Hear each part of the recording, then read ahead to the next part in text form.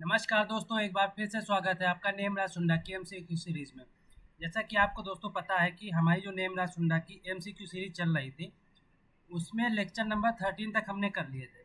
उसमें जो भी आपके क्वेश्चन थे, जिसमें हम आपको क्रॉप के बारे में हमने क्वेश्चन आपको बताए थे। जो हमारी क्रॉप्स थी एग्रोनॉमी की, वो हो गई थी पूरी। जितनी भी नेम राज सुंडा की क्रॉप्स हैं वो हो गई थी, उनके बारे में क्वेश्चन हो गए थे। दूसरा जो हमारी जनरल एग्रीकल्चर था, जनरल एग्रीकल्चर था, इसमें टर्म वगैरह थे, तो जिसमें इंस्टीट्यूट वगैरह जो भी हमारी यूनिवर्सिटीज़ हैं, जो भी हमारे जनरल में आती थी चीज़ें, उनके बारे में हमने क्वेश्चन कर लिए। एक तरफ से हम ये नेमरा सुंडा की एमसीक्यू सीरीज आपके लिए ला रहे हैं।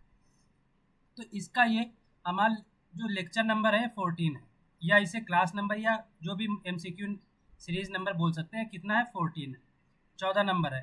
आज हम स्टार्ट करेंगे वीड साइंस से। आज हम जितने भी क्वेश्चन बनेंगे वीड साइंस के, उससे हम स्टार्ट करेंगे। और लगभग 2-3 क्लासें आपकी वीड साइंस की होंगी। और जो 13 क्लासें आपकी हो चुकी, उसमें हमने आपको एग्रोनॉमी का पोर्शन जो मैंने अभी आपको बताया, और जो जनरल एग्रीकल्चर का पोर्शन है वो मैंने आपको बता दिया। दूसरा, आप इस सीरीज से जुड़े रहिए क्योंकि ये सीरीज कंप्लीट हो जाएगी। आपके जो टीए का एग्ज़ाम आने वाला है, एफओ का एग्ज़ाम, एसटीए, जो भी एग्ज़ाम आपके आने वाले हैं, उसके पहले एमसीक्यू सीरीज ये जो है नेमरा सुंडा की, ये कंप्लीट हो जाएगी। तो इसमें वही क्वेश्चन आपको दिए जाएंगे जो इम्पोर्टेंट सभी हैं। और इसमें ऐसे ऑप्शन आपको दिए जा रहे हैं कि जो 4 ऑप्शन आपको दिए जा रहे हैं, 4 से 5 तक ऑप्शन इसमें देते हैं। तो 4 से 5 ऑप्शन जो दिए जा रहे हैं, हर ऑप्शन का एक क्वेश्चन आपका बनता है। जो टॉपिक होता है उसी टॉपिक का कोई ना कोई आपका जो क्वेश्चन होता है उससे बनता है। तो ये जो बेनिफिट है कि एक क्वेश्चन तो हो गया आपका, बाकी जो ऑप्शन बचे उनके बारे में भी क्वेश्चन हो जाता है। तो एक क्वेश्चन में आपके 5 से 6 क्वेश्चन जो आंसर होते हैं वो आपके कंप्लीट हो जाते हैं। तो ये सीरीज जो है आपके लिए बहुत इंपॉर्टेंट है। आज हम स्टार्ट करेंगे वीड साइंस से। और अगर हम आपको बताएं तो ये पेज नंबर 121 से 132 तक आपके जितने भी क्वेश्चन बने इस पेज के बीच से, उसको हम स्टार्ट करेंगे।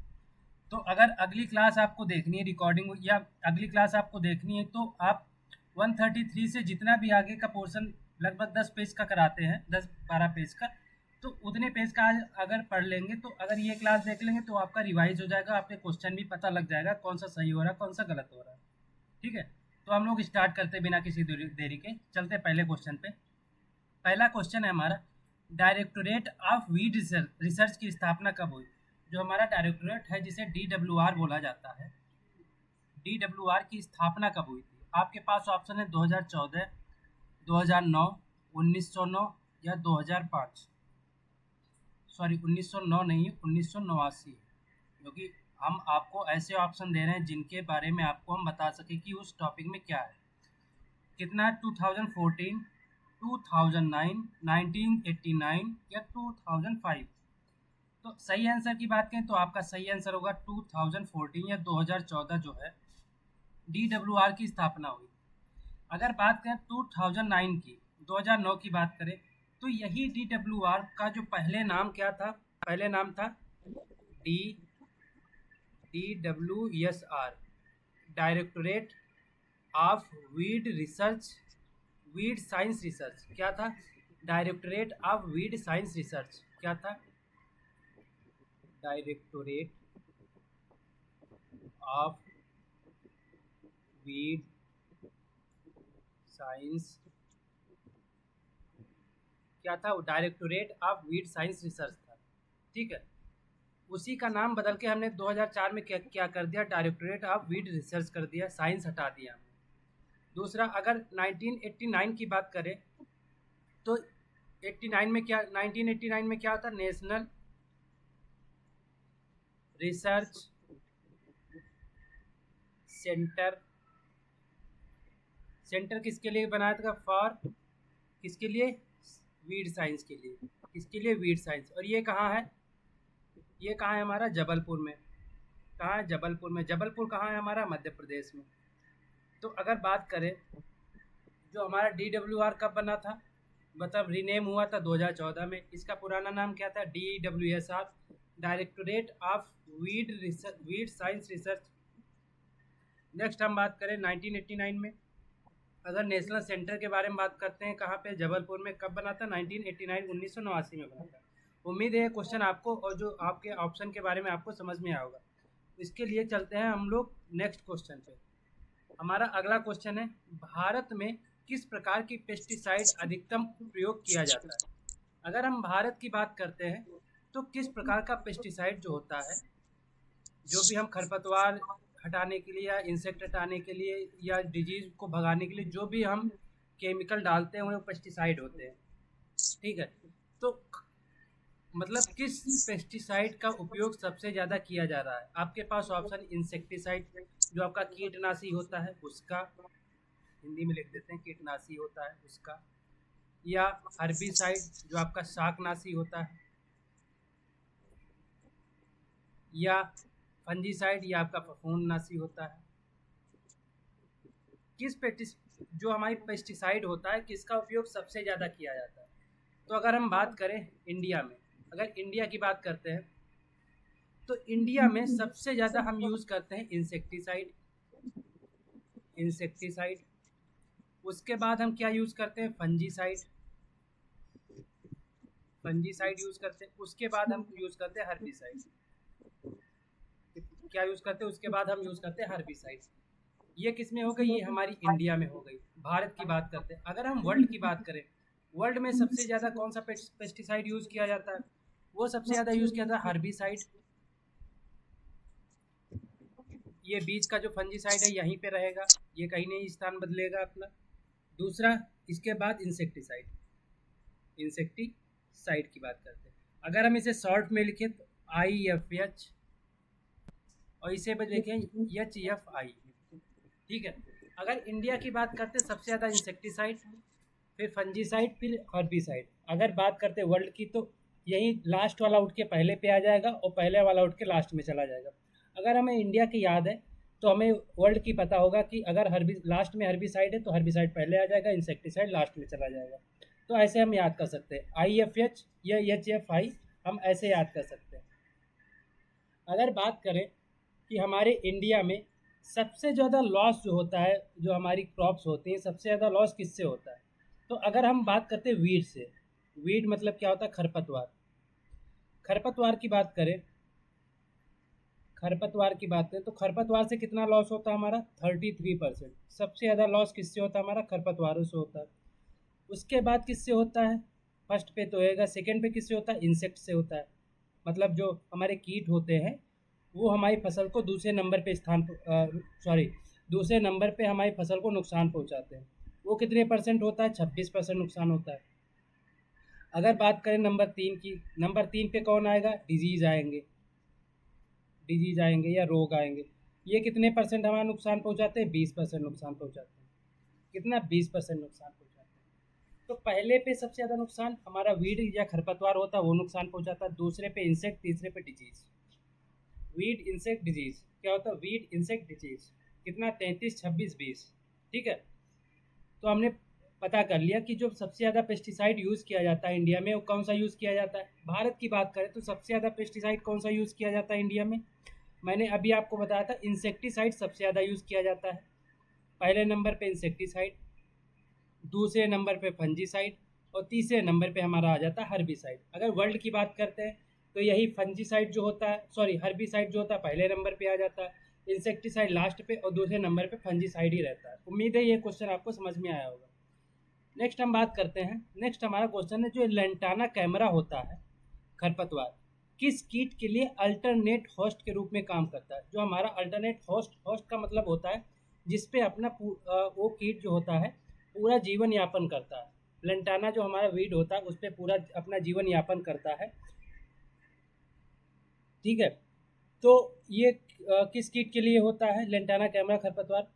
आपके पास ऑप्शन, अमेरिकन बॉलवर्म, दूसरा स्टेम बोरर ऑफ मेज, तीसरा है स्टेम रस्ट ऑफ व्हीट, चौथा है टोबैको स्ट्रीक वायरस। आपके पास ऑप्शन है American bollworm, stem borer of मेज, stem rust of wheat, tobacco streak virus. तो आपका ऑप्शन हो जाएगा इस जो अमेरिकन बॉलवर्म होता है उसके होस्ट के रूप में काम करता है। किसके होस्ट के रूप में काम करता है, अमेरिकन बॉलवर्म के होस्ट के रूप में। लेंटाना कैमरा पे अमेरिकन बॉलवर्म कीट जो है आ जाता है, वो इस पे अपनी पूरी लाइफ जो है बिताता है, और जो अन्य कीट होते हैं फिर उनको धीरे धीरे खाता है। मतलब लाइफ बिताएगा इस पे लेकिन खाएगा कीट को। तो ये हमारे लिए खरपतवार लगाया जाता है जिसपे कि अमेरिकन बॉलवर्म आए, ये अपने छोटे कीटों को खाए जिससे हमारी फसल को नुकसान कम हो। अगर हम बात करते हैं स्टेम बोरर मेज की, तो इसका जो खरपतवार है, वीड है, कौन सा है? Chenopodium album. चिनोपोडियम एल्बम, ये तो कौन सा? Chenopodium album. हिंदी में इसे क्या कहते हैं? बथुआ कहते हैं। जो हमारा बथुआ होता है, खरपतवार वीड होता है, उसका जो अल्टरनेट होस्ट कौन होता है? स्टेम बोरर ऑफ मेज। अगर स्टेम रस्ट ऑफ वीड की बात करते हैं तो ये होता है अवीना फटुआ, जिसे हम बोलते हैं जंगली जई। क्या बोलते हैं? जंगली जई। इसको इंग्लिश में क्या, साइंटिफिक नेम क्या होता है? अवीना, अवीना फटुआ। क्या बोलते हैं? अवीना फटुआ। तो इसका जो है अल्टरनेट होस्ट होता है किसका? स्टेम रस्ट ऑफ वीट का। कौन सा? जंगली जई या अवीना फटुआ। नेक्स्ट बात करते हैं टोबैको स्ट्रीक वायरस की। तो ये जो होता है कीट होता है, इसके लिए किस अल्टरनेट होस्ट का कौन सा, मतलब हमारा जो प्लांट होता है, वीड होता है, काम करता है? तो इसके लिए होता है पार्थेनियम हिस्टोफोरस। क्या होता है? Parthenium, Parthenium, Parthenium hysterophorus, hysterophorus, Parthenium hysterophorus, फोरस। तो इसके, ये जो हमारा वीड होता है ये काम करता है किसके लिए? टोबैको स्ट्रीक वायरस के लिए। तो इसका सही आंसर क्या हो जाएगा? American bollworm. Stem borer of मेज किसके लिए होता है? चिनोपोडियम एल्बम के लिए होता है। स्टेम रस्ट ऑफ वीट किसके लिए होता है? जंगली जई के लिए होता है। टोबैको स्ट्रीक वायरस किसके लिए होता है? पार्थेनियम हिस्टोफोरस के लिए होता है। नेक्स्ट हमारा क्वेश्चन है, वातावरण के कारण होने वाली जो हमारी डोरमेंसी होती है, जिसे सुसुप्तावस्था बोलते हैं, उसे क्या कहते हैं? आपके पास ऑप्शन है इनेट, इंड्यूस डोरमेंसी, इनफोर्स डोरमेंसी या क्विसेंस डोरमेंसी। क्या होती है? इनेट डोरमेंसी होती है, एक होती है हमारी इंड्यूस डोरमेंसी, एक होती है हमारी इनफोर्स डोरमेंसी, एक होती है हमारी क्विसेंस डोरमेंसी। डोरमेंसी मतलब सुसुप्तावस्था। सुसुप्तावस्था वह अवस्था होती है जिसमें हमारा सीड जो है जर्मिनेट नहीं करता, एक मतलब रेस्टिंग स्टेज में चला जाता है। जैसे हम लोगों को अगर इन्वायरमेंट सही नहीं मिलता है तो हम उस टाइम पे उतना वैसा वो काम नहीं करते हैं, हम लोग आराम करते हैं। उसी उसी अगर तुलना की जाए सीड में, तो सीड को जब वो उसके अकॉर्डिंग टेम्परेचर नहीं मिलेगा, मान लो हमारी क्रॉप जो है, हमारा सीड है, उसको टेम्परेचर चाहिए कितना? 25 डिग्री सेल्सियस के ऊपर, और हमारी क्रॉप जो लगाई जा रही है उसको उस टाइम का जो सीजन क्या है, वो 20 डिग्री सेल्सियस पे चल रहा, 15 डिग्री सेल्सियस पे चल रहा।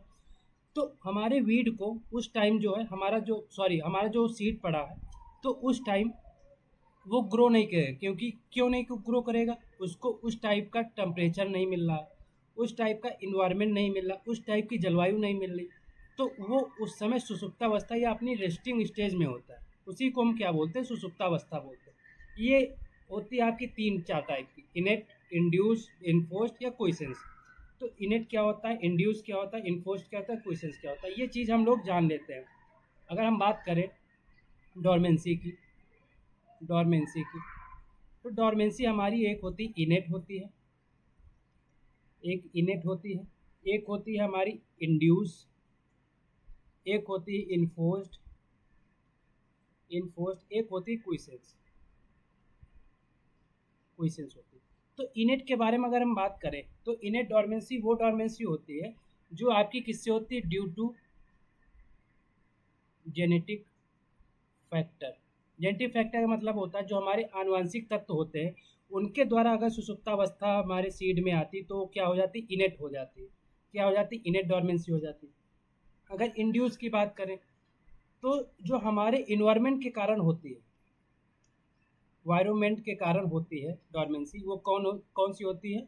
Due to environment condition, due to environment condition. जो हमारे इन्वायरमेंट के कारण होती है वो कौन सी होती है? इंड्यूस डोरमेंसी होती है।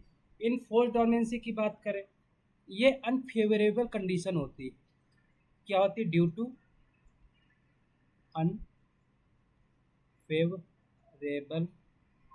कंडीशंस के कारण होती है। किसके कारण? अनफेवरेबल कंडीशन के कारण होती है। अगर क्वेश्चंस की बात करें, क्वेश्चंस किसके कारण होती है? क्वेश्चन हमारी होती है ये रेस्टिंग स्टेज होती है किसकी, सीड की, रेस्टिंग स्टेज ऑफ सीड, इसे क्या कहते हैं, इसे क्वेश्चंस कहते हैं। ये टर्म क्या है, अगर हमारे आपके पास क्वेश्चन आ जाए कि रेस्टिंग स्टेज ऑफ सीड को कौन सा टर्म डिनोट करते हैं, कौन सा टर्म होता है, तो आप क्या करेंगे, क्वेश्चन जो हमारा टर्म होता है रेस्टिंग स्टेज के लिए होता है। तो अगर बात करें वातावरण के कारण होने वाली सुसुप्तावस्था क्या कहलाती है, इनेज तो हमारी किसके कारण हो गई, जेनेटिक के कारण हो गई, ड्यू टू जेनेटिक, ठीक है, मैंने अभी आपको बताया। इंड्यूस इसका सही आंसर हो जाएगा, जो हमारी इन्वायरमेंट के कारण होती है, वातावरण के कारण। इन्फोर्स्ड जो अनफेवरेबल कंडीशन होती है, फेवरेबल कंडीशन होती है। क्वेश्चंस क्या होता है, ये रेस्टिंग स्टेज होती है, ये क्या होता है, रेस्टिंग स्टेज होती है किसकी, सीड की जो है रेस्टिंग स्टेज होती है। नेक्स्ट हम बात करते हैं ड्रॉपसी, जो एक डिजीज होता है, ड्रॉपसी डिजीज होता है जो आदमियों में या मनुष्यों में फैल जाता है, किस खरपतवार से होता है। आपके पास ऑप्शन है आर्जिमोन मैक्सिकाना, पार्थेनियम हिस्टोफोरस, सोरगम हेलेपेंस या अमेरंथस स्पीसीज। तो इसका सही आंसर हो जाएगा आर्जिमोन मैक्सिकाना। क्या हो जाएगा, आर्जिमोन मैक्सिकाना। इसे हिंदी में क्या बोलते हैं, मोथा बोलते हैं, क्या बोलते हैं, मोथा बोलते हैं। और इससे एक और डिजीज हो जाता है जो ब्लाइंडनेस हो जाता है, ब्लाइंडनेस डिजीज भी इससे हो जाता है, किसमें, ह्यूमन में, इन ह्यूमंस में। ब्लाइंडनेस डिजीज किसमें हो जाता है, मनुष्यों में, इसमें ब्लाइंडनेस या अंधेपन जैसा रोग हो जाता है, किससे, आर्जिमोन मैक्सिकाना, या जिसे हम बोलते हैं मोथा। नेक्स्ट हम बात करते हैं पार्थेनियम हिस्टोफोरस। इससे कौन सा डिजीज होता है, जो हमारी एलर्जी हो जाती है, एलर्जीज, एलर्जी तो समझ रहे होंगे ना, शरीर में खुजलाहट जैसा मचने लगता है। तो हम लोग बोलते हैं ना कि कहीं पे, अगर कहीं पे घास वगैरह में बैठ जाते हैं, या कहीं पे हम लोग अ, खेतों वगैरह में या कहीं पे जा रहे होते हैं, तो हम लोगों को धीरे धीरे कहीं की खुजली उत्पन्न होने लगती है। तो किसके कारण, अगर किसी प्लांट के कारण, वीट के कारण हो, किसके कारण, पार्थेनियम हिस्टोफोरस के कारण होता है। एलर्जीज मतलब खुजली वगैरह होने लगती है। तो ये किसके लिए होता है, इसे क्या बोलते हैं, इसे बोलते हैं कैरेट ग्रास। क्या बोलते हैं, कैरेट ग्रास बोलते हैं, गाजर घास भी से बोलते हैं। इसे क्या बोलते हैं, कैरेट ग्रास बोलते हैं, इसे पार्थेनियम हिस्टोफोरस को। अगर बात करें सोरगम हेलिपेंस, इसके कारण क्या होता है, सोरगम हेलिपेंस यानी HCl जो हमारा होता है, सोरगम हेलिपेंस इसकी वेराइटी होती है, उसमें हाइड्रोसाइनिक एसिड की अधिकता हो जाती है। अगर हाइड्रोसाइनिक एसिड उसकी पत्तियों में ज़्यादा हो जाता है 0.5 से, तो क्या करता है वो, हमारे जो पशु होते हैं, एनिमल्स होते हैं, वो जब उस पत्ती को खाते हैं तो वो मर जाते हैं। तो ये इनके लिए बिल्कुल एक मरने जैसा काम करता है, पॉइजन जैसा काम करता है। तो जो सोरगम हेलिपेंस होता है उसमें जो है हाइड्रोसाइनिक एसिड बनता है, जिससे कारण हमारा जो, हमारे एनिमल्स है वो पत्तियाँ खाते हैं, वो मर जाते हैं। इसे क्या बोलते हैं, इसे जॉनसन ग्रास बोलते हैं, जॉनसन ग्रास बोलते हैं, क्या बोलते हैं, जॉनसन ग्रास बोलते हैं। अगर बात करें पार्थेनियम हिस्टोफोरस, इसे कैरेट ग्रास बोलते हैं, सोरगम हेलिपेंस को जॉनसन ग्रास बोलते हैं। एमरंथस स्पीसीज की बात करें, इससे क्या हो जाता है, इससे इससे जो हमारे पॉइजनिंग हो जाती है, पॉइजनिंग हो जाती है। पॉइजनिंग कैसी, ऑक्जेलेट पॉइजनिंग हो जाती है, ऑक्जेलेट पॉइजनिंग हो जाती है। क्या हो जाती है, ऑक्जेलेट पॉइजनिंग हो जाती है। इसे क्या बोलते हैं, इसे पिगवीड बोलते हैं, क्या बोलते हैं, इसे पिगवीड बोलते हैं, क्या बोलते हैं, पिगवीड बोलते हैं। तो हमने जाना ड्रॉपसी डिजीज किसके कारण होता है, मोथा के, जिसका साइंटिफिक नेम होता है आर्जिमोन मैक्सिकाना। इससे ब्लाइंडनेस भी होता है। पार्थेनियम हिस्टोफोरस, इसे क्या बोलते हैं, कैरेट ग्रास बोलते हैं। इसके कारण क्या होता है, एलर्जी हमारी हो जाती है। अगर बात करें सोरगम हेलिपेंस, इसमें HCN होता है, इसे क्या बोलते हैं, इसे जॉनसन ग्रास बोलते हैं। एमरंथस, इसमें पॉइजन ऑक्सलेट हो जाता है, इसे क्या बोलते हैं, इसे पिगवीड बोलते हैं। नेक्स्ट हम क्वेश्चन पे चलते हैं। हमारा अगला क्वेश्चन है, वे खरपतवार, टाइपिंग थोड़ा मिस्टेक हो रहा है, आप लोग एडजस्ट कर लीजिए। वे खरपतवार भी जो हेयर से घिरे रहते हैं, क्या होते हैं, उन्हें क्या कहते हैं। हमारे कुछ खरपतवार ऐसे होते हैं जिनके बिल्कुल मतलब जो, जिनका कवर जो होता है पूरा हेयर्स जैसा होता है, उनमें रेशे बहुत सारे होते हैं। उन खरपतवारों को क्या टर्म दिया जाता है, वो किस प्रकार के खरपतवार होते हैं।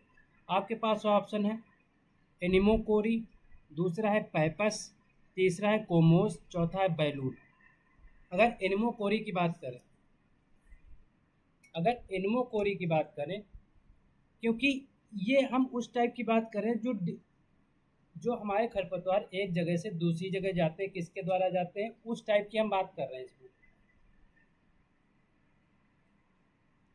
जो हमारा एनिमोकोरी होता है, ये जो हमारे चारों हैं, ये एबायोटिक डिस्पर्सल होते हैं, एबायोटिक डिस्पर्सल होते हैं, डिस्पर्सल होते हैं, एबायोटिक डिस्पर्सल होते हैं।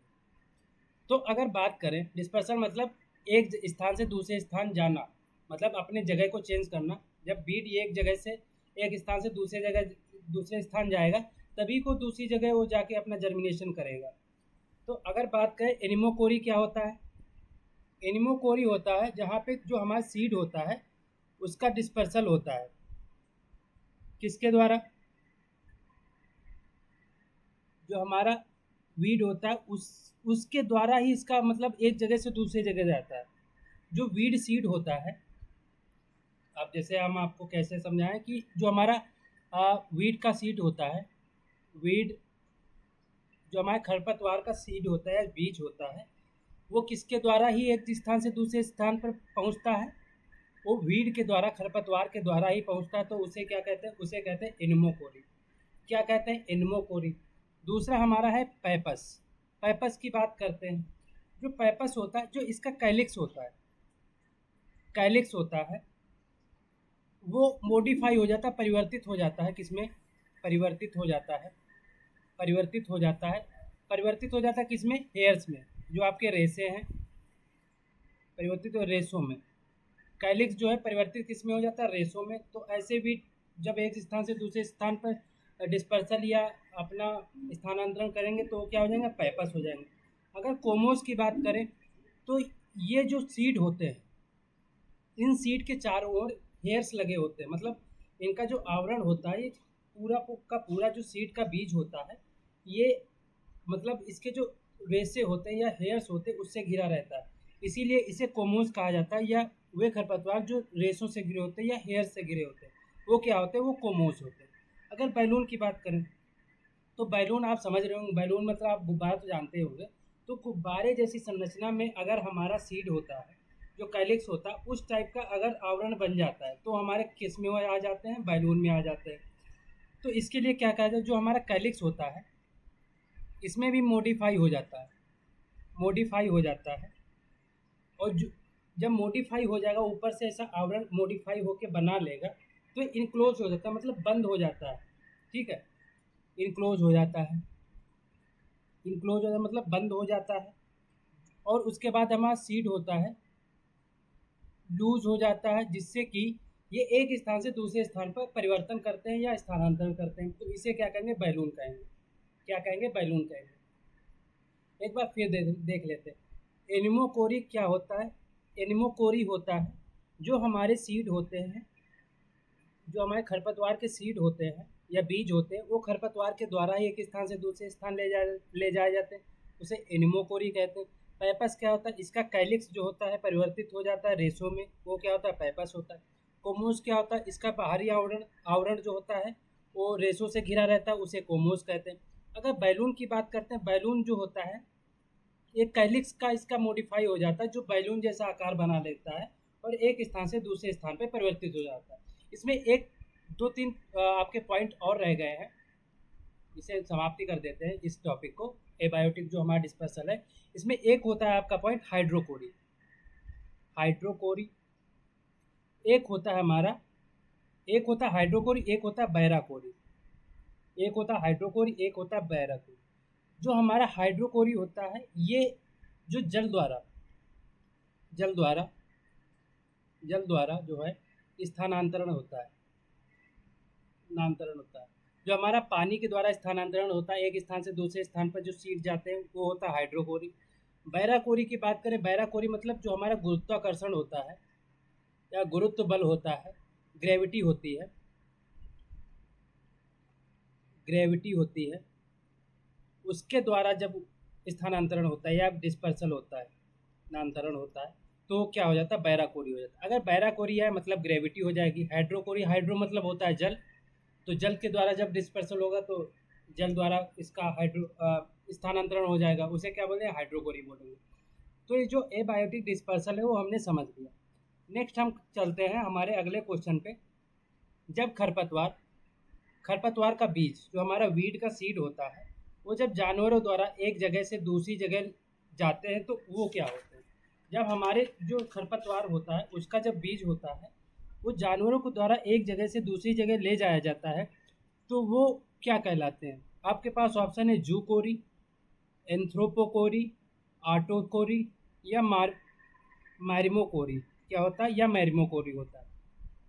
तो अगर बात करें सही आंसर की, तो इसका सही आंसर होगा जूकोरी। जू मतलब होता है एनिमल, जो एनिमल के द्वारा एक स्थान से दूसरे स्थान पे ले जाए जाते हैं वो क्या होते हैं? जूकोरी। जूकोरी दो टाइप का होता है। कितने टाइप का होता है? जूकोरी दो टाइप का। एक होता है इंडो जूकोरी, एक एक होता है एक एपी जूकोरी। क्या होता है? एपी जूकोरी। एक होता है इंडो जूकोरी, एक होता है एपी जूकोरी। एपी जूकोरी क्या होता है? जो एनिमल की एक्सक्रीटा थे, एनिमल की एक्सक्रीटा से। इंडो इसीलिए क्या है? एक्सक्रीटा का मतलब होता है कि जो उनकी जो मल मल के द्वारा जो होता है, हम जो शरीर के बाहर वेस्ट निकालते हैं अपना, उसके द्वारा जब एक स्थान से दूसरे स्थान पर जब हमारा सीड पहुंचता है तो क्या होता है? वो होता है इंडो जूकोरी। वो किसके अंदर आता है? जूकोरी के अंदर। इंडो मतलब अंदर से जब हम बाहर चीज़ें निकालते हैं अपने शरीर से, जो हमारा एक्सक्रीटा या मल होता है, उसमें जो वीड का सीड होता है, वो जब एक दो स्थान से दूसरे स्थान पहुंचता है तो क्या हो जाता है? इंडो जूकोरी हो जाता है। एपी जूकोरी क्या होता है? ये outside of animal. Outside of animal का मतलब क्या होता है? जब हम जब हमारे एनिमल द्वारा जब एक स्थान से मान लो कहीं पे किसी का चिपक गया, वो एक जगह से दूसरी जगह पहुंच गया। और अगर जानवरों की बात करें तो उनके खुरों में जो सीड होते हैं वो चिपक जाते हैं, वो जब दूसरी जगह जाते हैं तो वहाँ पे छिटक जाते हैं। तो ऐसे जब आउटसाइड तरीके से कहीं पे पीठ पे चिपक गया, कहीं बालों में चिपक गया, कहीं पैरों में चिपक गया, कहीं खुरों में चिपक गया, कहीं पूंछ में चिपक गया, तो ऐसे जो हमारा स्थानांतरण होता है या एक जगह से दूसरी जगह जाते हैं तो ऐसे क्या होते हैं? ऐसे एपी जुकोरी होता है। तो इंडो और एपी दोनों हो गए। इंडो मतलब जो मल से द्वारा, एपी मतलब जो बाहरी किसी भी अंग से द्वारा होता है, वो क्या होता है? आउट एपी जुकोरी होता है। जुकोरी मतलब जो एनिमल द्वारा होता है। अगर बात करें एंथ्रोपोकोरी की, एंथ्रोपोकोरी क्या होता है? ये ह्यूमन द्वारा किया जाता है, बाई ह्यूमंस। मनुष्यों द्वारा जो एक स्थान से दूसरे स्थान सीड ले जाए जाते हैं वो क्या होता है? एंथ्रोपोकोरी होता है। अगर आटोकोरी की बात करें, आटोकोरी वो होता है जो सेल्फ डिस्पर्सल होते हैं। सेल्फ डिस्पर्सल क्या मतलब होता है? जो खुद से एक स्थान से दूसरे स्थान जाते हैं, जो खुद से एक स्थान से दूसरे स्थान जाते हैं वो क्या होते हैं? आटोकोरी होता है। स्वयं से होते हैं। ये मनुष्यों द्वारा जाते हैं, ये स्वयं से जाते हैं, एक मनुष्य द्वारा। अगर बात करें मायरिमोकोरी की, तो जो हमारी चींटियाँ होती हैं, एंट, बाई आंट्स, इनके द्वारा जब सीड एक जगह से दूसरे जगह जाता है, बिखराव होता है, तो उसे क्या कहते हैं? मायरिमोकोरी कहते हैं। जूकोरी जो एनिमल द्वारा जाता है, एंथ्रोपोकोरी जो कि आपका किससे जाता है? मनुष्यों द्वारा। कोरी मतलब आटो मतलब स्वयं से, कोरी मतलब डिस्पर्सल हो गया। मायरिमोकोरी जो चींटी द्वारा डिस्पर्सल होता है। नेक्स्ट क्वेश्चन पे चलते हैं। हमारा अगला क्वेश्चन है, निम्न में से खरीफ ऋतु का जो खरपतवार है वो कौन सा है? जो हमारा खरीफ ऋतु होता है, खरीफ ऋतु कब आता है? खरीफ ऋतु कब आता है? 3 सीजन होते हैं, एक रबी होता है, एक खरीफ होता है और एक जायद होता है। तो रबी की बात करते हैं तो रबी संभवतः आता है अक्टूबर से लेके कब तक? फरवरी तक। कितना? अक्टूबर से लेके फरवरी तक। अगर खरीफ की बात करते हैं जून से सितंबर तक, ठीक है। अगर बात करें जायद की तो ये मार्च से लेके मई तक। तो ये सीज़न जो होते हैं एक 3 सीज़न में बांटा जाता है, खरीफ, रबी, जायद, ठीक है। तो अगर खरीफ ऋतु के खरपतवार की बात करें, खरीफ ऋतु के खरपतवार की बात करें तो आपके पास ऑप्शन है मोथा, जिसे हमने बोला था मोथा हो गया आपका, दूसरा है बथुआ, तीसरा है कृष्णनील, चौथा है गेहूं का मामा जिसे हम फेलिस माइनर बोलते हैं, और लास्ट है आपका सत्यानाशी। अगर मोथा की बात करें तो इसका साइंटिफिक नेम होता है साइप्रस इरिया। साइप्रस इरिया क्या होता है? साइप्रस इरिया होता है। एक मिनट रुक जाइए।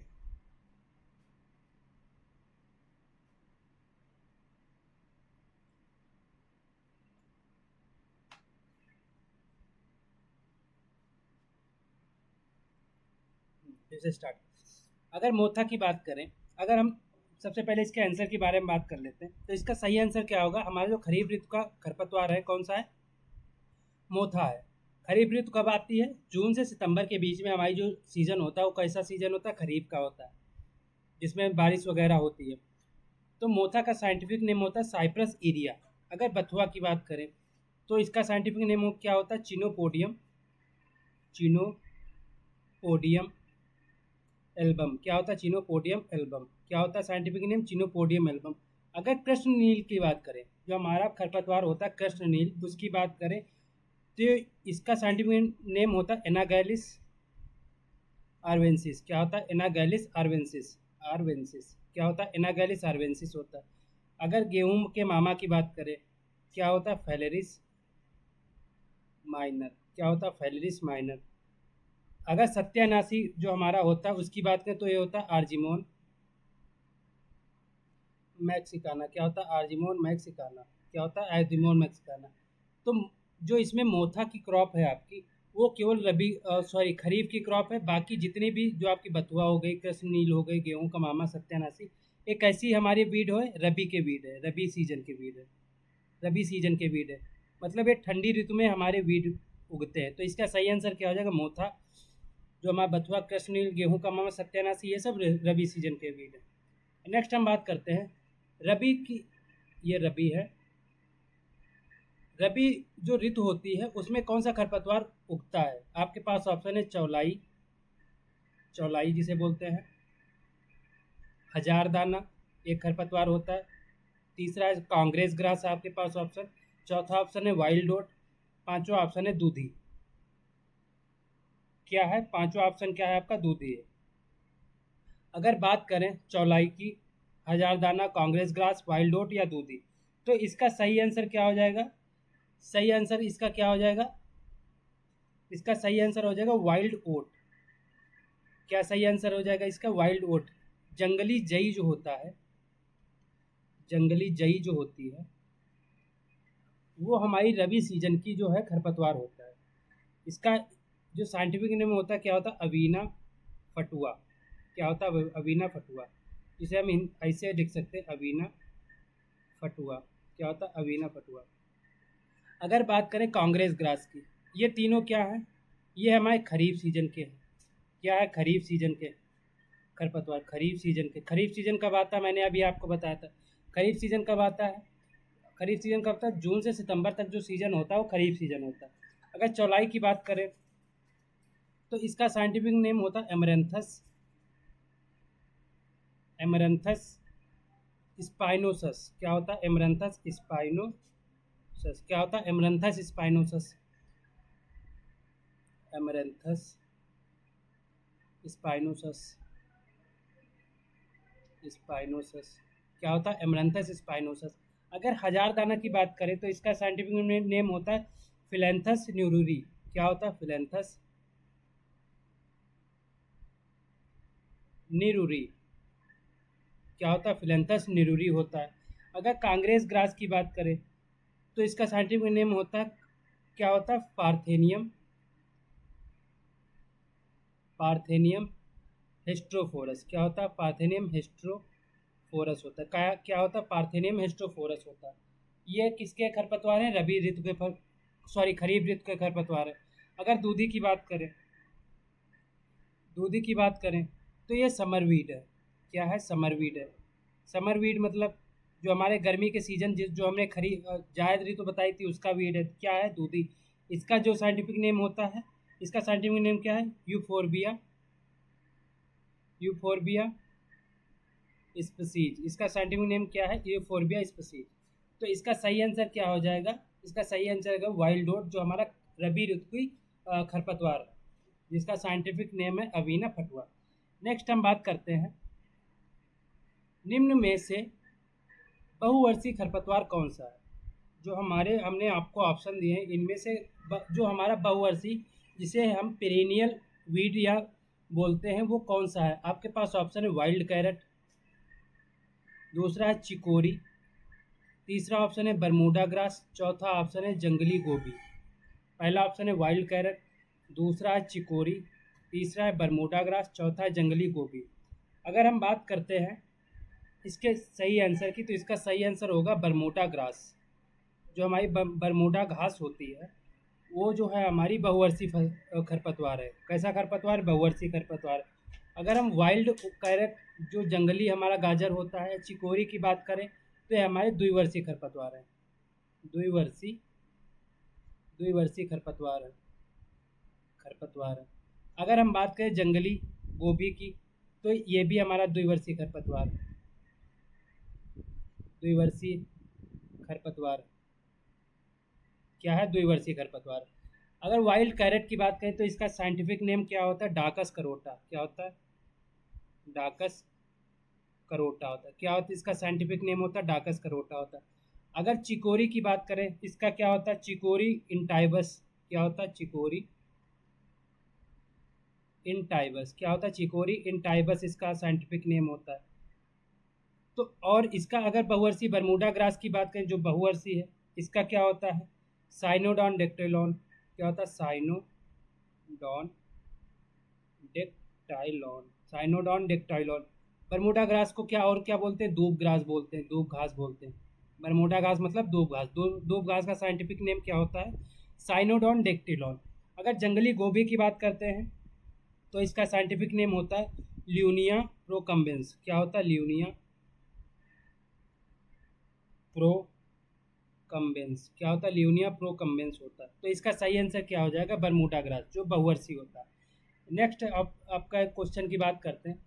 निम्न में से उथली जड़ वाला खरपतवार कौन सा है? ऐसा कौन सा खरपतवार है जिसकी जड़ें जो होती हैं उथली होती हैं? अगर हम बात करें आपके पास ऑप्शन की, दूब होता है, मोथा होता है, वाटर हाइसेन जिसे जलकुंभी बोलते हैं वो होता है, जॉनसन ग्रास होता है, या कांस होती है।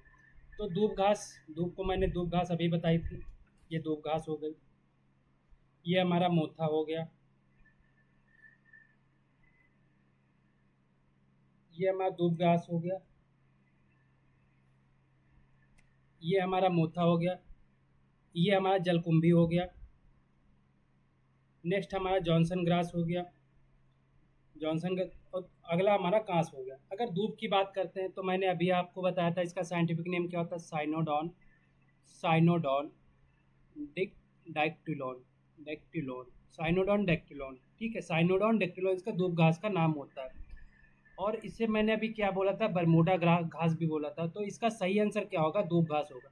जो दूब घास की जड़ें होती हैं उथली होती हैं। कैसी जड़ें होती हैं? उथली होती। मोथा का साइंटिफिक नेम की बात करें तो मैंने अभी आपको बताया था साइप्रस रोटेंडस। क्या होता है? साइप्रस रोटेंडस होता है। क्या होता है? साइप्रस रोटेंडस होता है। अगर वाइटर हाइसिंथ की बात करें, जलकुंभी की बात करें, इसका क्या होता है? Eichhornia, Eichhornia crassipes. क्या होता है? Eichhornia crassipes. इसका साइंटिफिक नेम क्या होता है? इकोर्निया क्रेसिपीज होता है। अगर जॉनसन ग्रास की बात करते हैं, किसकी बात करते हैं? जॉनसन ग्रास की बात करते हैं। सोरगम, अभी मैंने पिछली जो हमारा क्वेश्चन हुआ था उसमें हमने डिस्कस किया था। सोरगम हेलिपेंस। क्या होता है? सोरगम हेलिपेंस होता है। नेक्स्ट अगर हम कांस की बात करते हैं तो कांस का जो क्या होता है हमारा साइंटिफिक नेम क्या होता है? Saccharum spontaneum, spontaneum. हमने एक इसमें पढ़ा था, हमने एक जो हमारी शुगर केन के गन्ना की क्रॉप थी उसमें पढ़ा था। जो हमारा जंगली जो गन्ना होता है उसका जो साइंटिफिक नेम होता है वो क्या होता है? सेकेरम स्पॉन्टेनियम होता है। क्या होता है? सेकेरम स्पॉन्टेनियम होता है। नेक्स्ट अगर हम बात करते हैं क्वेश्चन की, जो हमारा प्रजनक होता है, ठीक है, जो जो हमारा प्रोपोगेशन होता है, प्रजनन होता है, वो जो राइजोम द्वारा होता है वो किस खरपतवार में आपका देखा जाता है? जो राइजोम द्वारा आपका प्रोपोगेशन या प्रजनन होता है वो किस खरपतवार में आपका देखा जाता है? आपके पास ऑप्शन है सोरगम हेलिपेंस, सोरगम हेलिपेंस PENS हेलिपेंस होता है। दूसरा है साइनोडॉन डेक्टिलॉन, तीसरा है साइप्रस रोटेंडस, चौथा है कस्कुटा, पांचवा है कानवोल्वुलस हार्वेंसिस। तो इसमें किसमें जो है आपका राइजोम द्वारा इसमें जो है आपका प्रजनन देखा जाता है या प्रोपोगेशन या प्रवर्धन देखा जाता है?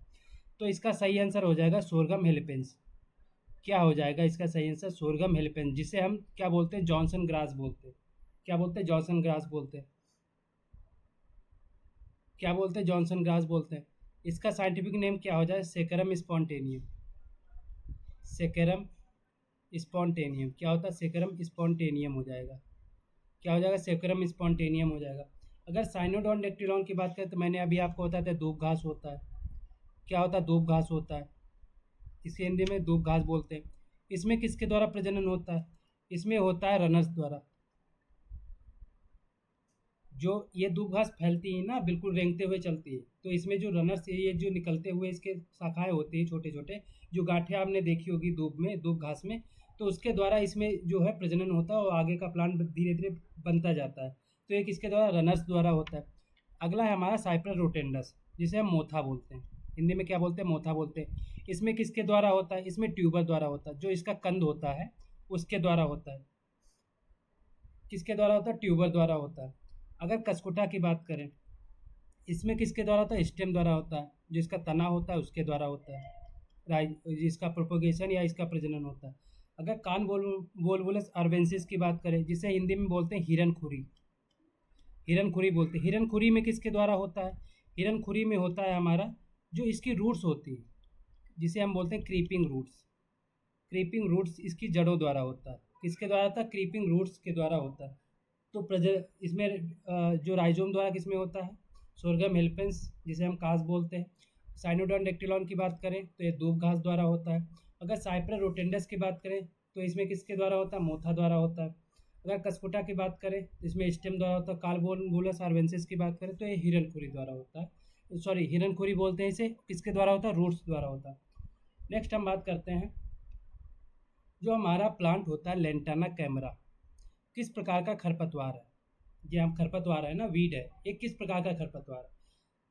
ऑब्लिगेट वीड होता है, फकल्टेटिव वीड होता है, जीरोफाइटिक वीड होता है, जीरोफाइटिक वीड होता है, ये एंथ्रोफाइट वीड होता है। कैसा वीड होता है, ऑब्लिगेट वीड होता है, फकल्टेटिव वीड होता है, जीरोफाइटिक होता है या एंथ्रोफाइटिक होता है।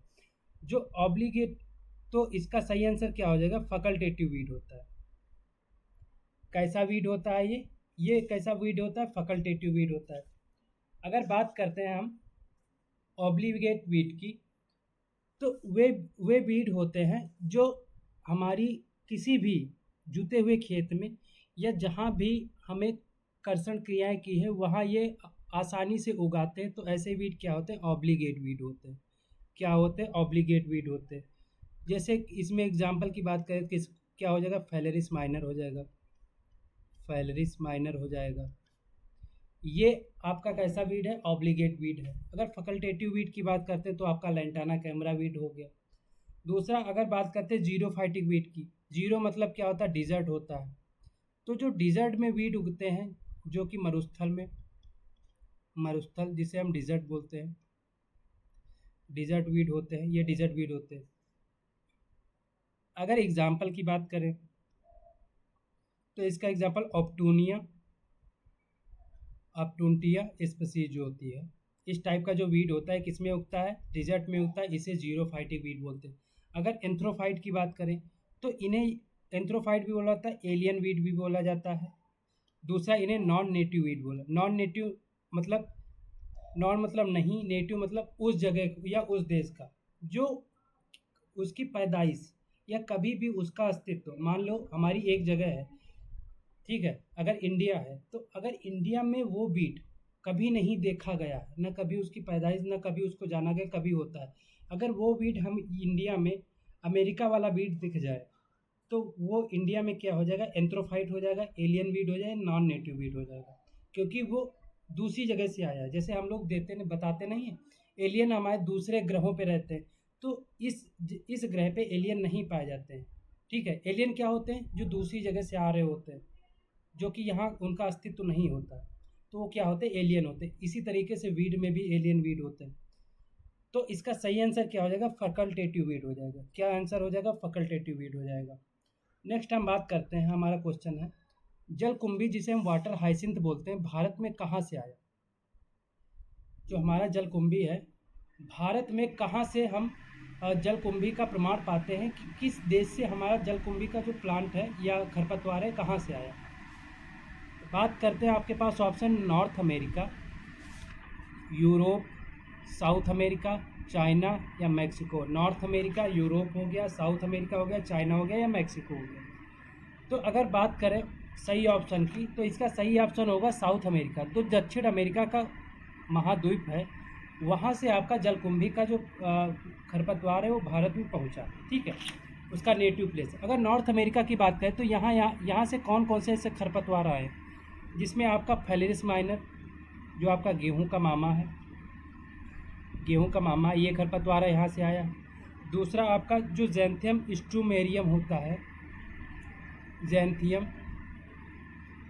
स्ट्रूमेरियम नाम का जो खरपतवार है, ये कहाँ से आया, ये भी नॉर्थ अमेरिका से आया। अगर यूरोप की बात करते हैं, अगर हम यूरोप की बात करते हैं तो यूरोप का भी जो फेलिरिस माइनर है हमारा,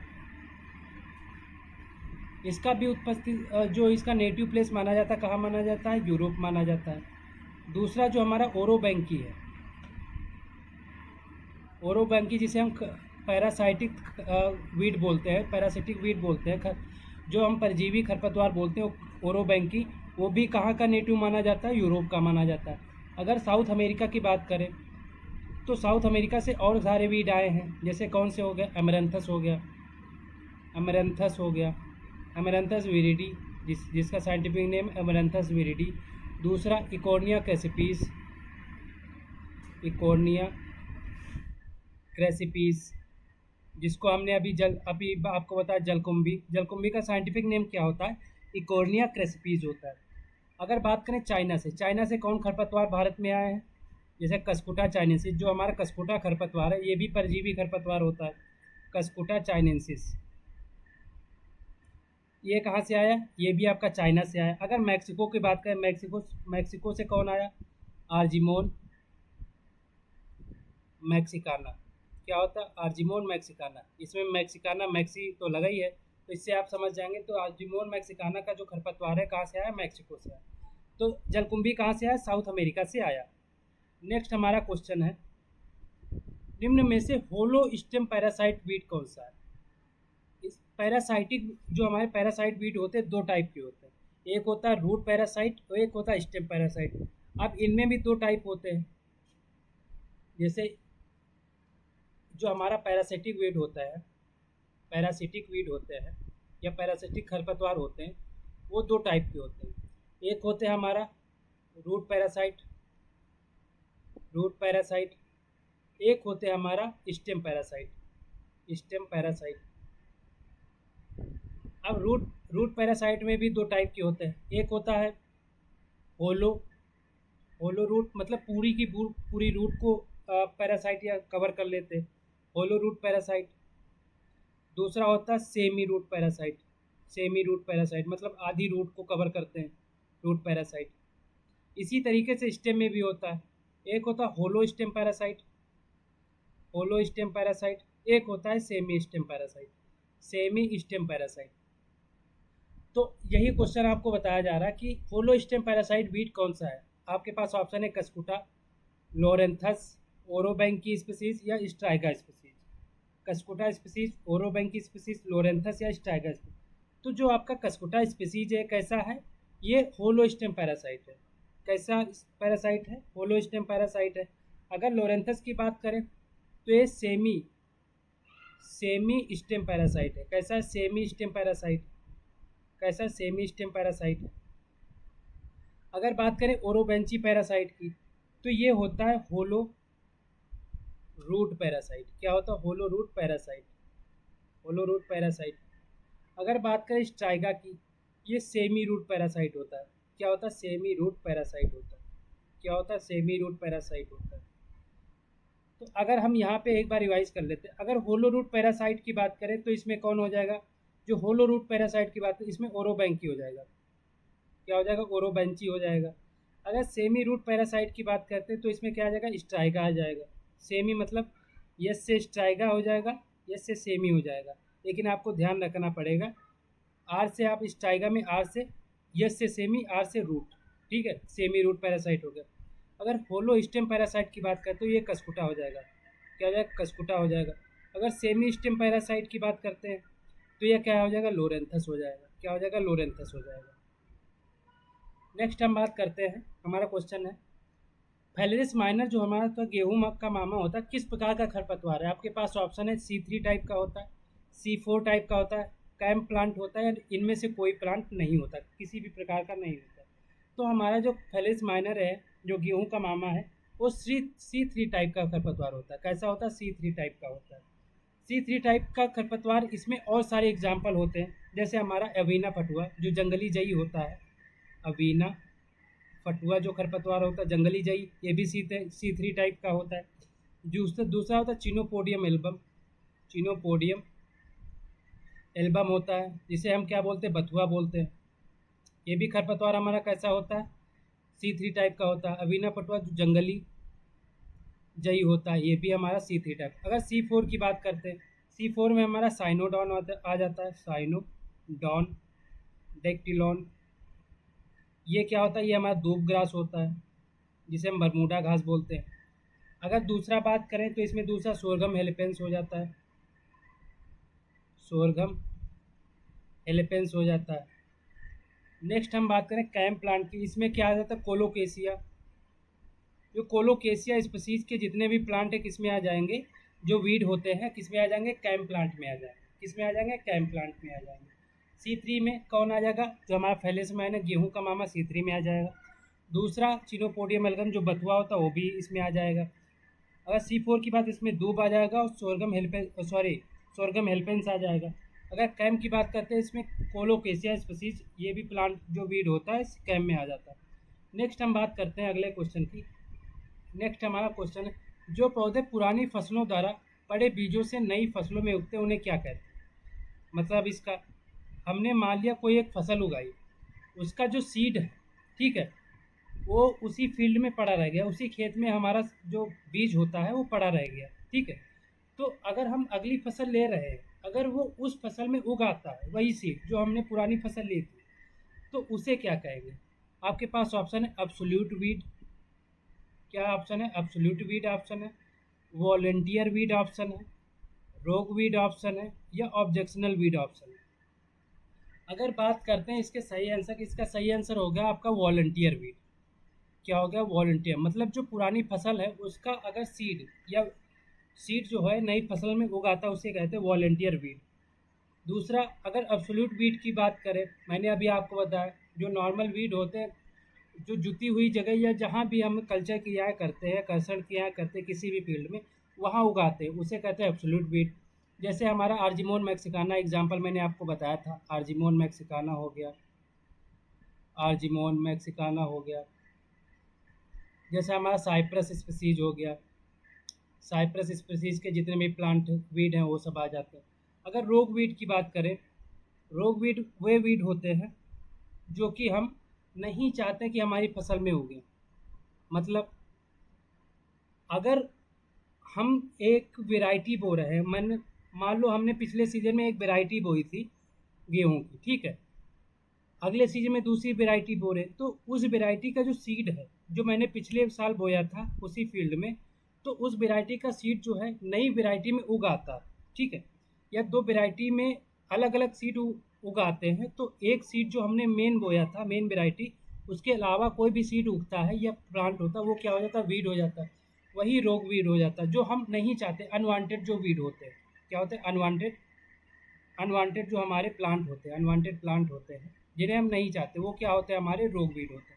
अगर ऑब्जेक्शनल की बात करें, ऑब्जेक्शनल वे वीड होते हैं, खरपतवार होते हैं या उनके सीड होते हैं जिन्हें कि हमारी जो मेन क्रॉप है, मेन जो सीड है उसमें मिक्स हो जाते हैं और उन्हें हटाना या सेपरेट करना, अलग करना मुश्किल हो जाता है। ऐसे वीड क्या होते हैं, हमारे ऑब्जेक्शनल वीड होते हैं, जिन्हें हम डिफ़िकल्ट मानते हैं, कठिन मानते हैं, डिफ़िकल्ट टू सेपरेट, मतलब अलग करने में बहुत डिफ़िकल्टी आती है। ऐसे वीड क्या होते हैं, ऑब्जेक्शनल वीड होते हैं। इसका सही आंसर क्या हो जाएगा, वॉलंटियर वीड हो जाएगा।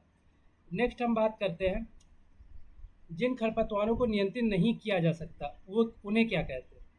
हम जिन खरपतवारों को नियंत्रित नहीं कर सकते उन्हें हम क्या कहते हैं, उन्हें हम कहते हैं नॉक्सियस वीड। इसका सही आंसर क्या हो जाएगा, नॉक्सियस वीड जो होते हैं वो हम नियंत्रित नहीं कर सकते उन खरपतवारों को, वो बहुत हमारी फसल को नुकसान पहुंचाते हो, हम किसी भी तरीके से उन्हें नियंत्रित नहीं कर सकते। नेक्स्ट हम बात करें सैटेलाइट वीड। सैटेलाइट वीड वे खरपतवार होते हैं जो कि हमारी जो मेन क्रॉप है उसके अकॉर्डिंग जब वो मेच्योर होती है उस सेम टाइम पे मेच्योर हो जाते हैं। Maturity in same time of the crop, मतलब जब फसल की मेच्योरिटी परिपक्वता होती है सीड की, उसी के टाइम इनकी भी परिपक्वता हो जाती है, इसीलिए इन्हें क्या कहा जाता है, सैटेलाइट वीड कहा जाता है। अगर एग्जाम्पल की बात करें सैटेलाइट वीड के, तो इसका एग्जाम्पल क्या हो जाएगा, अवीना फटुआ। क्या हो जाएगा, अवीना फटुआ, मतलब जो जंगली जई होता है हमारा, उसका एग्जाम्पल हो जाएगा। जंगली जई का एग्जाम्पल क्या हो जाएगा, सैटेलाइट वीड हो जाएगा। अगर मिमिक्री वीड की बात करते हैं, इनका जो मॉर्फोलॉजिकल स्ट्रक्चर होता है, जब हम बाहर से देखते हैं, मान लिया जो हमारा गेहूं का मामा होता है, ठीक है, इसका एग्जाम्पल सबसे बढ़िया है। गेहूं का मामा का जो प्लांट होता है, जो गेहूं का प्लांट होता है, उनको हम बाहरी तरीके से देख के, हमारी फील्ड में देख के हम नहीं पहचान पाते हैं कि कौन सा गेहूं का मामा का वीड है, कौन सा हमारी मेन क्रॉप जो हमने गेहूं की लगाई वो है। तो इसका सही एग्जांपल क्या हो जाएगा, ऐसे वीड जो होते हैं, मिमिक्री मतलब सेम टाइप के दिखते हैं। जैसे आप लोग देखते नहीं, मिमिक्री करते हुए आर्टिस्ट होते हैं जो सेम टाइप की आवाज़ निकालते हैं, उसी तरीके से जो हमारा वीड की बात करते हैं तो सेम टाइप का इनका मॉर्फोलॉजिकल स्ट्रक्चर दिखाई देता है। मॉर्फोलॉजिकल मतलब इनकी जो संरचना होती है, लेंथ, इनका आकार, सीड का आकार, सब चीज़ें जो है सेम दिखाई पड़ती है हमारी मेन क्रॉप के। ये क्या होता है, मिमिक्री वीड होते हैं। इनका एग्जाम्पल है फेलेरिस माइनर। फेलेरिस माइनर, इसका एग्जाम्पल क्या हो जाएगा, फेलेरिस माइनर इसका एग्जाम्पल हो जाएगा। अगर रिलेटिव वीड की बात करें तो जो हमारे जो अनडिजायरेबल क्रॉप होती है, ठीक है, अनडिजायरेबल डिजायरेबल क्रॉप होती हैं, उनके क्रॉप के जो प्लांट होते हैं वो फील्ड में हमारे उगाते हैं, हमारी जो मेन क्रॉप होती है उसमें उगाते हैं। वो क्या होते हैं, वो हमारे रिलेटिव वीड होते हैं, मतलब रिलेट तो करते हैं उस क्रॉप से, लेकिन हम उन्हें उगाते नहीं, लेकिन वो अपने तरीके से उगाते हैं। तो क्या होता है, वो होता है हमारे रिलेटिव वीड। जैसे हमारे एग्जांपल है, हमारा बार्ली का जो प्लांट है, जिसे हम जौ बोलते हैं, जौ का जो प्लांट है वो हमारे किसमें, जो हमने गेहूँ लगाया उसमें उगाता है। तो ये हमारा वीड कैसे होगा, रिलेटिव वीड हो जाएगा। तो आज हमारा जो है ये जो वीड साइंस का लेक्चर है, ये लेक्चर नंबर 1 है। जितने भी क्वेश्चन हमारे 121 से 132 पेज नंबर के बीच में बने वो मैंने आपको डिस्कस कर लिए हैं। तो हम लोग मिलते हैं अगली क्लास में। उम्मीद है चीज़ें आपको समझ में आई होंगी, और रिवाइज करते रहिए, और क्लास को और शेयर भी करते रहिए और सब्सक्राइब भी करते रहिए, क्योंकि ये जो क्लास है लोगों तक पहुँचेगी तो बेनिफिट अच्छा होगा। ठीक है, तो हम लोग क्लास को यही समाप्त करते हैं। मिलते हैं अगली क्लास में इसी टाइम पे, तब तक के लिए धन्यवाद।